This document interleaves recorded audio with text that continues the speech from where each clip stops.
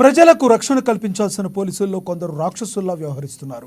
మహిళలను లైంగికంగా వేధిస్తూ మొత్తం పోలీసు వ్యవస్థకే చెడ్డ పేరు తీసుకొస్తున్నారు.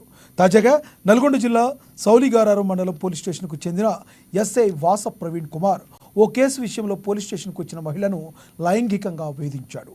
తనకు కోఆపరేట్ చేస్తే కేసును పరిష్కరిస్తానని అసభ్యంగా మాట్లాడాడు.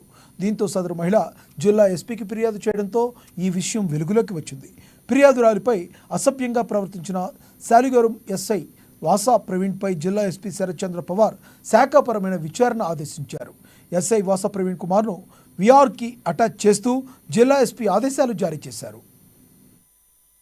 అలా మాట్లాడి నాతో టీ పెట్టించుకున్నాను. నేను పెట్టాను సార్, నాకు అలాంటి నాకు రావు, కనీసం మా ఇంట్లో నేను వంటగదికి వెళ్ళేది కూడా తెలియదు అన్నా కూడా నాతో ఫోర్స్గా బలవంతంగా టీ పెట్టించుకున్నాడు.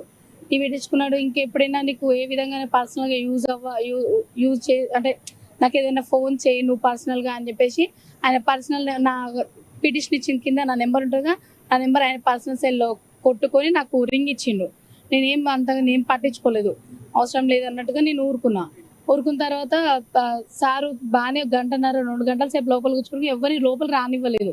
నాతో వచ్చిన ఒక పెద్ద మనిషి అండి, ఏంది ఇంతసేపు అమ్మాయిని లోపల కూర్చోబెట్టుకోండు, ఎందుకు ఆ అమ్మాయితో టీ చేయిస్తున్నాడు. కనీసం ఎంక్వైరీ చేసేటప్పుడు ఒక లేడీ కానిస్టేబుల్ కూడా నా పక్కన ఉంచకుండా ఇష్టం ఉన్నట్టుగా అసభ్యంగా ఎలా పడితే అలా మాట్లాడుతూనే ఉన్నాడు. అప్పటికి నేను ఏం అనకూడదు, తల దించుకొని ఉన్నా. ఇప్పుడు నాదేదో తప్పు అన్నట్టుగా ఇతర వేరే వాళ్ళతోని నాదేదో తప్పు అన్నట్టుగా అందరితోని పెట్టిస్తున్నాడు నా మీద.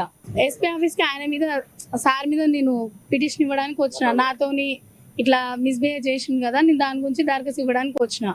ఆ విషయంలో మేము డీజీపీ కూడా ఒక లెటర్ పెట్టడం జరిగింది. అప్పటి నుంచి ఇప్పటి వరకు కూడా మాకు ఎలాంటి రెస్పాన్స్ రాలేదు. ఎంక్వైరీ కొరకని ఒకసారి ఫోన్ చేస్తే మాకు ఏ వెహికల్ ఉంది, ప్రాణభయం ఉంది, మేమే రమ్మని చెప్పినాం. అయినా కానీ వాళ్ళు ఇంతవరకు రాలే. వచ్చిర్రట కానీ మాకు తెలియకుండా ఒక 17 మందిని ఊళ్ళో ఎంక్వైరీ చేసుకుని పోయిరని మాకు సమాచారం వచ్చింది. దాని మీద మళ్ళీ ఈ రోజు ఇవ్వడానికి మళ్ళీ మేము వచ్చినాం. అసలు ఎవరి సమాచారం ఏమేమి ఎంక్వైరీ చేసారు